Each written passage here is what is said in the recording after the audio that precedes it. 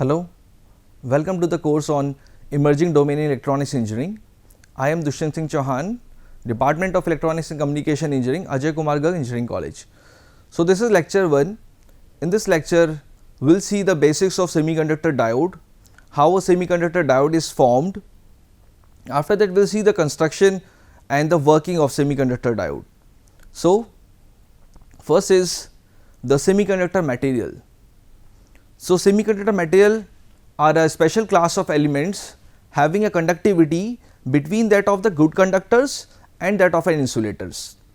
So, the broad classification for semiconductors are the single crystal semiconductors, which consist of germanium and silicon, whereas the compound semiconductors are gallium arsenide, calcium sulfide, gallium nitride and gallium arsenide phosphide. The most frequently used semiconductor material for the construction of electronic devices are germanium, silicon and gallium arsenide. These are also used in the construction of the NPN transistors and the PNP transistors also. Now, this figure basically shows the energy level diagram or the band diagram for the insulators, semiconductors and the conductors. So, first of all, what is insulators? Insulators are a group of, we can say, are the groups in which even on applying a voltage, there is no conduction of electrons, means the electrons in the valence band will not conduct, will not move to the conduction band, and hence the conductivity is 0. Whereas, in the conductors, even on applying a small positive voltage, the electrons moves and the conductivity is very high. And the semiconductors are those materials whose conductivity lies in between that of the insulators and the conductors, means at temperature of 0 Kelvin, there is no conduction of electrons and the resultant current is 0, but at room temperature 298 Kelvin, there is a flow of electrons and due to that there is a conduction. So, we have the band gap energy for germanium, which is 0.67 electron volt. For silicon, this band gap energy is 1.1 electron volt. For gallium arsenide, this is 1.43. Band gap energy is the energy band, is the difference in the energy level of the conduction band and the valence band. This we can say is Eg. So, all electrons in the valence band of silicon must absorb more energy than one in the valence band of germanium to become a free carrier. Now, we have the classification of semiconductors. So, first we can say that classification is the intrinsic and extrinsic. Intrinsic semiconductor are the purest form of semiconductors in which no impurity is added, whereas in the extrinsic semiconductor there is a doping. So, the classification for extrinsic semiconductor is the N type and the P type. So, the N type material, these are the materials which have pentavalent impurities, means some added atoms, some added donors which increases the conductivity by the movement of electrons and are therefore called as the N type semiconductors.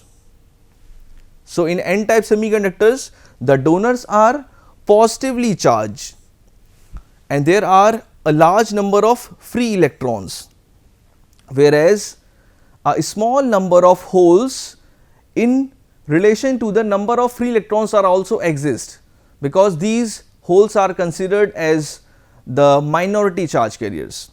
We can see here that corresponding to antimony, there are 5 valence electrons, means 5 electrons are in the outermost shell. So, if it is combined with the silicon, or if we dope antimony with the silicon atom, then there will be a formation of covalent bond.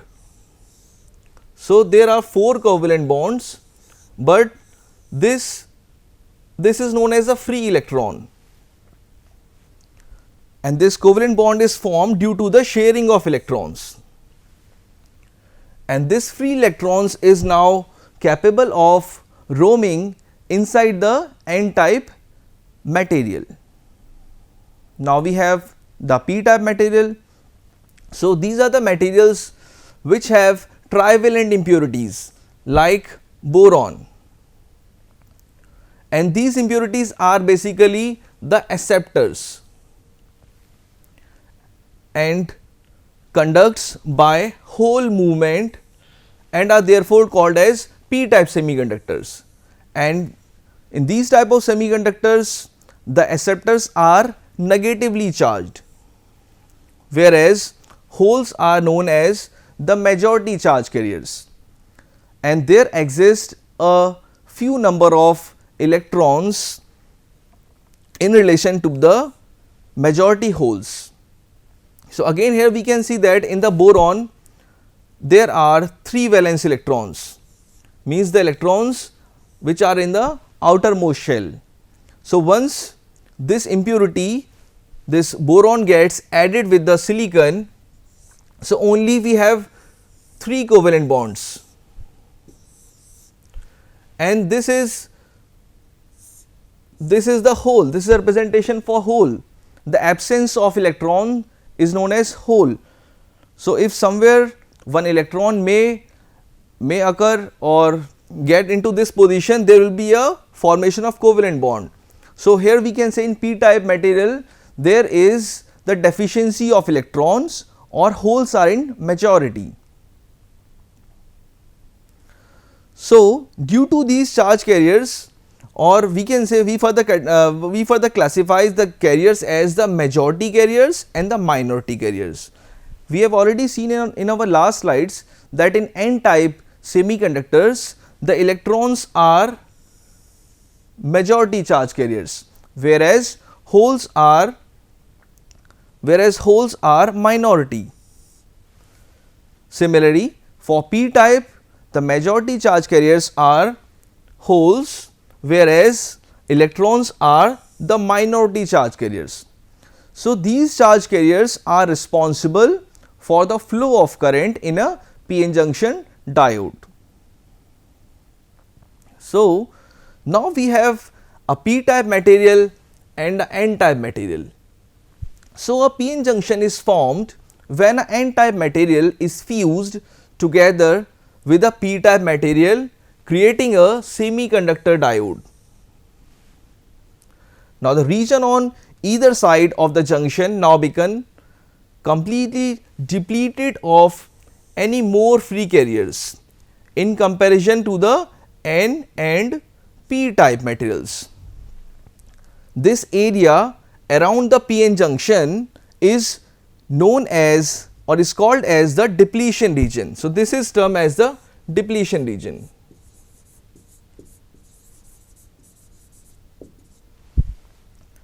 So we can clearly see here that in a n side we have electrons as majority, and in p side we have holes as majority.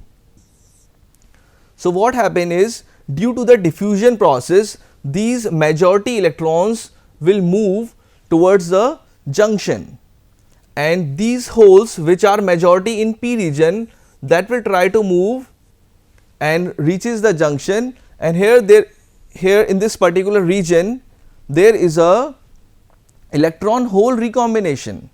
Due to this there is a depletion of charge carriers, or due to the recombination there is a charge developed across the junction. So in the n region we have the positive charge over here, and in the p side we have negative charge. this D is the overall diffusion, whereas Nd are the donor atoms and Na are the acceptor atoms.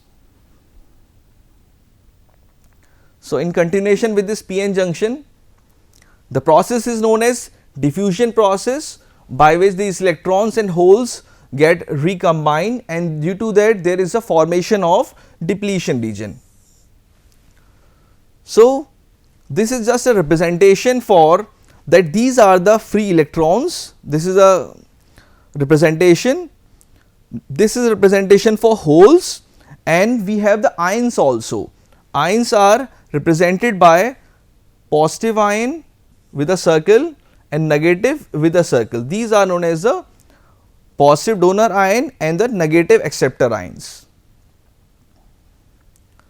So, the electric field created by the diffusion process has created a built-in potential difference across the depletion region, or somewhere it is referred as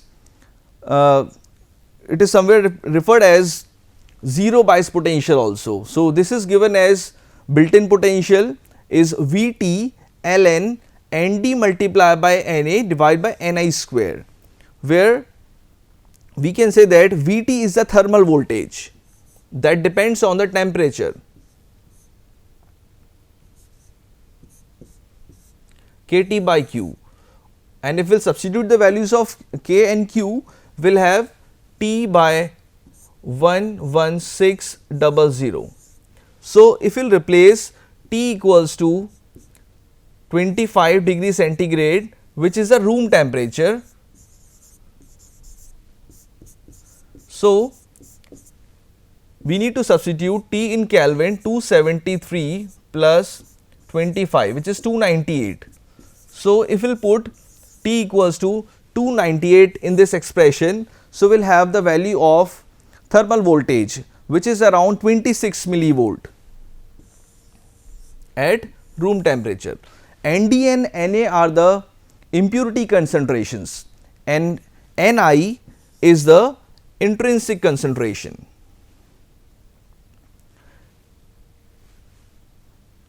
Now, we will see the diode operating conditions, in which conditions and or we can say what are the cases in which this diode can operate. So, this diode operates in three possible conditions, which is called as a biasing also for the junction diode. So, first is the zero bias condition. So, zero bias condition is referred to as that when no external voltage or the no external potential is applied to the p-n junction diode. Second operating condition is the reverse bias condition, means the voltage or the potential is connected negative to the p type material and the positive is connected to the n type material across the diode, which has the effect of increasing the p-n junction diode width. Third is the forward bias condition, means the potential, the positive of the battery is connected to p type, whereas the negative of the battery is connected to n type, and due to this the width of the depletion region reduces. So, first we will have the no bias condition, means we will apply Vd, the diode voltage equals to 0. So, due to this we can say, since there was a movement of holes from p to n and electrons from n side to p side, and due to the recombination there is a deficiency of charge carriers across this junction, and due to this there is a formation of depletion region. This is the width of depletion region W. So, we can say that for the no bias condition, when Vd equals to 0, the resultant current Id, that will be 0, means no current will flow from p side to n side. So, the resultant current is 0, and we can say only a very minute, or we can say the modest depletion region exists. not a very minute. Next is the forward bias condition, means the positive of the battery is connected to P side, whereas negative of the battery is connected to N side. So, due to this negative of the battery will pressurize this electron to move towards this region. So, more number of electrons will cross the junction and more number of holes from P region crosses the junction and reaches the N side region. Due to this, there is a flow of current. So, the flow of current is due to the majority charge carriers. So, we are already aware of the fact that in a P type region the holes are majority, whereas in the N type region the electrons are the majority. So, this is a movement of holes. So, the majority current is in this particular direction, and again there is a minority current also. Minority current means in this N region the holes are minority.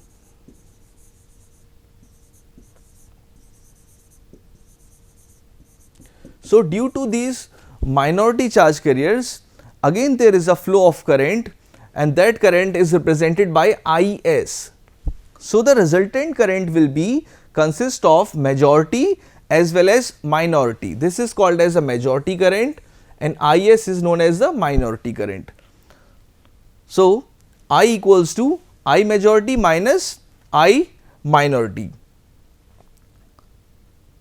and again in this particular forward bias condition the width of depletion region is narrow in comparison with the no bias condition.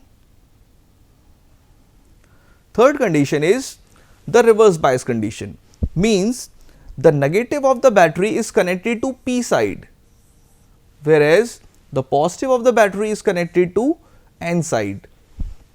So, due to this positive of the battery will attract more number of electrons towards this side.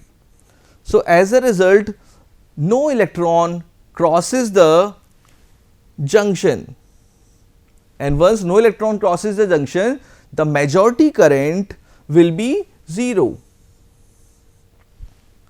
and once the majority current is 0, so this positive of the battery will pressurize the minority carriers which are holes in N region and electrons in P region.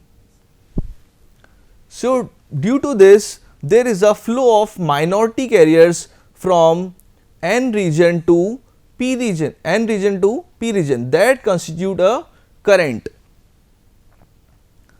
So, as a result the width of depletion region increases. This W is the width of depletion region. So, W is high in reverse bias condition, moderate in no bias condition and narrow in case of forward bias condition. So, these three are the operating conditions for a semiconductor diode. Now, we have the diode characteristics. So, we can say that the current follows this particular expression ID equals to Is e raised to power k Vd by t minus 1, where this exponential term is corresponding to the majority current.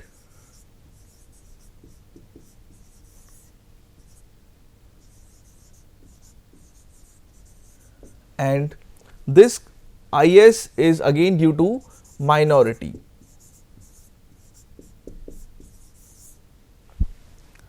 So, we can see here that this region means the first quadrant, this region is corresponding to the forward bias condition, and this region third quadrant is corresponding to the reverse bias. So, it can be seen here that up to a certain voltage the current is 0, and after this particular voltage the current flows exponentially, and we can see here in the reverse bias condition that if Vd is negative, so e raised to power some negative value, let us say -5, that will be very, very small. And once this value is very, very small, so this Id will be minus of Is, and Is is the current due to the minority carrier, and this is of the order of microampere or nanoampere, and this current is very, very small. Here we can clearly see that on the y axis in the upward direction we have milliampere scale, and in the downward direction we have a microampere scale. So this value is, this current is very, very small. So again this Is is known as the reverse saturation current, and this reverse saturation current is very, very temperature sensitive. Now this reverse saturation current doubles for every 10-degree rise in temperature. We can see here that Is at temperature T2 equals to Is at temperature T1 2 raised to power T2 minus T1 by 10, means this Is reverse saturation current at temperature T2 get doubles for every 10-degree rise in temperature.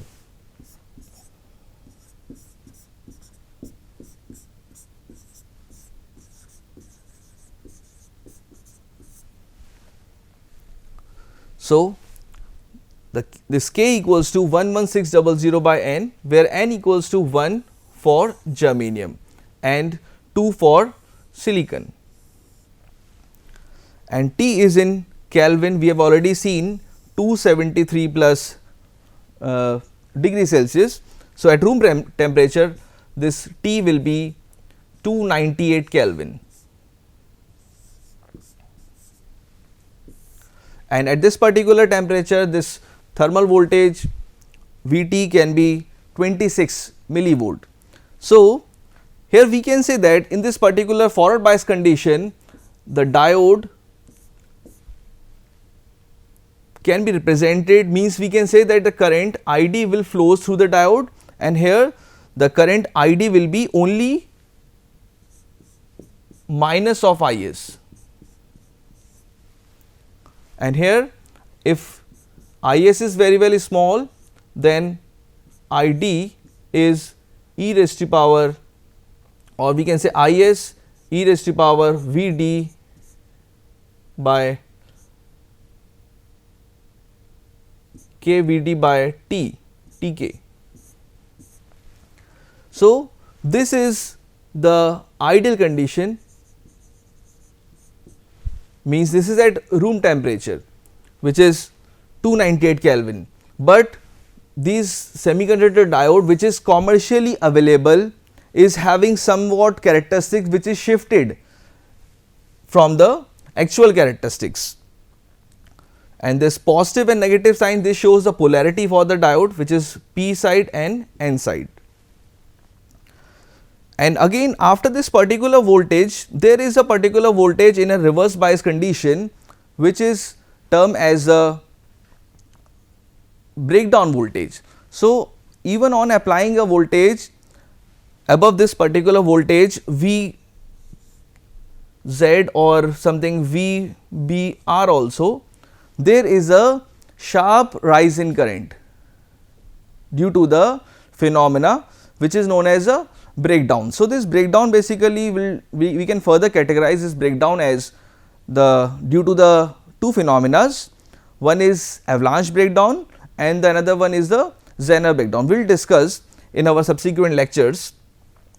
So this diode equation is very, very important in finding the resistance, in evaluating the static and dynamic resistance corresponding to the p-n junction diode.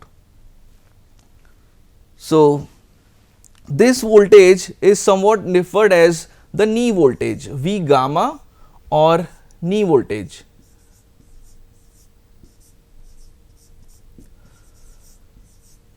So, knee voltage is a minimum voltage applied to a PN junction diode, means before this particular voltage there is no conduction of electrons and the resultant current is 0, but this is the minimum voltage after which the current increases exponentially. So, this knee voltage for germanium, silicon and gallium arsenide is different.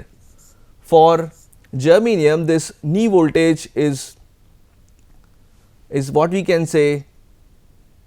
For silicon it is 0.7, this is gallium arsenide 1.21 and this is 0.3.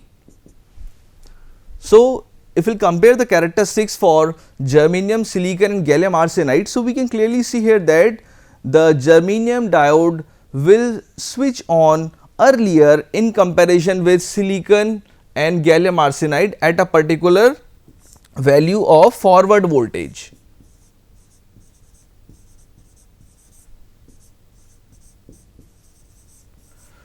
So, if this is a characteristic for germanium, this will be the characteristics for silicon and further this will be the characteristics for gallium arsenide. So, after this in our next lecture we will discuss the diode equivalent circuit, how the diode can be represented and how the diode can be used in the further applications of a PN junction diode, which is the rectifiers, the series parallel combination of diodes, the clippers and the clampers. So, these are the references. Most of the figures has been taken from this Boysted. Thank you so much.